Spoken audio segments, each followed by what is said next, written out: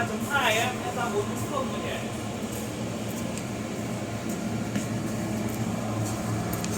Rồi han đi.